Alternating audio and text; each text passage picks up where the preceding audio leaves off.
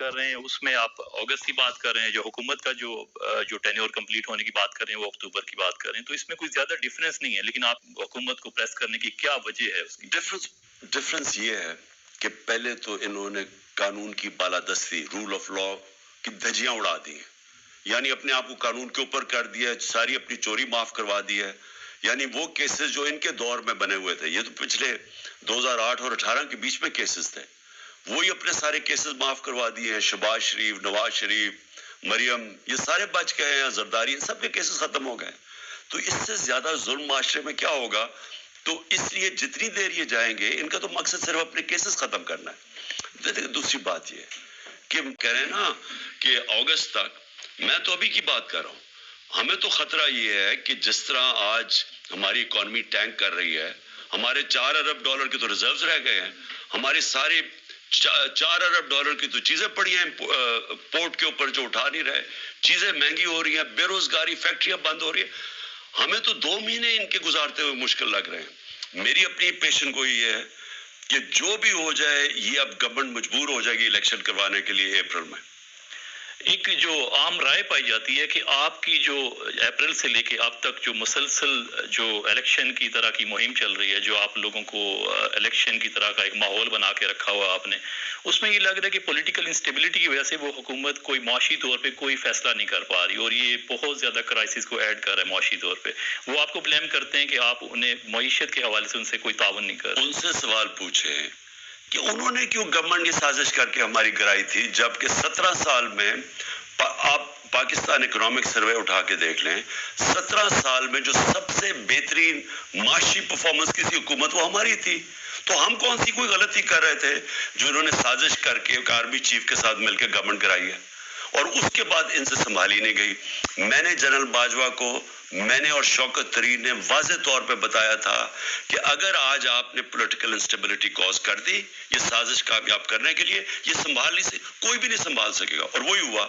ان سے سنبھالی نہیں گئی, مارکیٹس نے ان کے اندر جلدی سے کانفیڈنس لوز کر دیا, یہ اپنی چوریاں اور NRO 2 لے رہے تھے, ملک کے اندر کیوس آنا شروع ہو گیا. تو آج ذرا بزنس مین سے تو پوچھیں کہ یہ کیا ہماری وجہ سے ہوا ہے, یا انہوں نے آتے ساتھ ہی مارکیٹس کو یہ ایک اندازہ ہوا کہ ان کے پاس تو روڈ میپ ہی کوئی نہیں ہے, روڈ میپ تو NRO 2 تھا, تو انہوں نے آ کے جو کیا ملک کے ساتھ. میں تو سوال یہ پوچھتا ہوں کہ جو جنرل باجوہ نے ان کے ساتھ مل کے کیا ہے, دشمن بھی نہ پاکستان سے کرتا. آج اٹھا کے دیکھ لے کہ اپریل میں پاکستان کدھر کھڑا تھا, آج کدھر کھڑا ہے. یہ پولیٹیکل انسٹیبلٹی سے نہیں ہوا.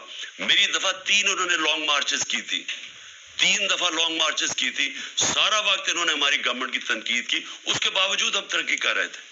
آپ کا ایک بڑا واضح موقف تھا کہ آپ الیکٹیبلز کو نہیں لیں گے. اب آپ کی ایک کیو لیگ کے ساتھ آپ نے مرجر کیا, آپ کو لگتا ہے یہ آپ کی ترجیحات تھیں جو لوگوں کو لینے کی, کیا اس میں کوئی واضح تبدیلی کا اشارہ ہے؟ یہ دیکھیں کیو لیگ جس طرح ہمارے ساتھ کھڑی ہوئی نا آخر میں, اب دیکھیں چودھری پرویز الہی چیف منسٹر تھے, پورا ان کے اوپر زور لگایا گیا اور اسٹیبلشمنٹ نے ان کے اوپر زور لگایا کہ یا تو وہ جوائن کر جائیں نون لیگ اور ادھر سے چیف منسٹر بن جائیں, اور یا انہوں نے کہا کہ اب وہ چیف منسٹرشپ نہ چھوڑیں, کیونکہ ہم نے فیصلہ کیا تھا کہ ہم اسمبلیوں کو تحلیل کریں گے.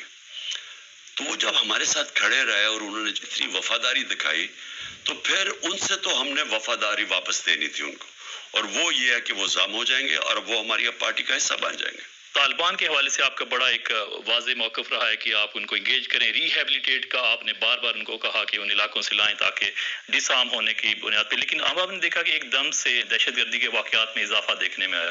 تو کیا آپ کی ریہیبلیٹیشن پالیسی جو تھی, کیا وہ آپ اس پہ نظر ثانی کریں گے, کیا آپ کو لگتا ہے کہ وہ صحیح نہیں تھی؟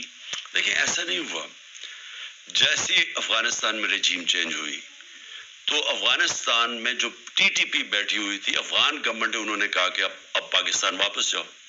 پچھلی جو غنی حکومت تھی وہ ان کو پیٹرنائز کر رہی تھی, ادھر سے ہی حملے کرتے تھے پاکستان میں. جب یہ دوسری گورنمنٹ آئی انہوں نے کہا واپس جاؤ. اب جب انہوں نے واپس آنا تھا تو پاکستان کے پاس کیا راستے تھے؟ 2 راستے تھے نا. یا تو ان کو 40,000 لوگوں کو جن کو فیملیز اور یہ فائٹرز تھے ان کو کھڑا کر کے تو گولی مار دیتے, اگر وہ نہیں کرنا تھا تو ان کو ریہیبلیٹیٹ کرنا تھا.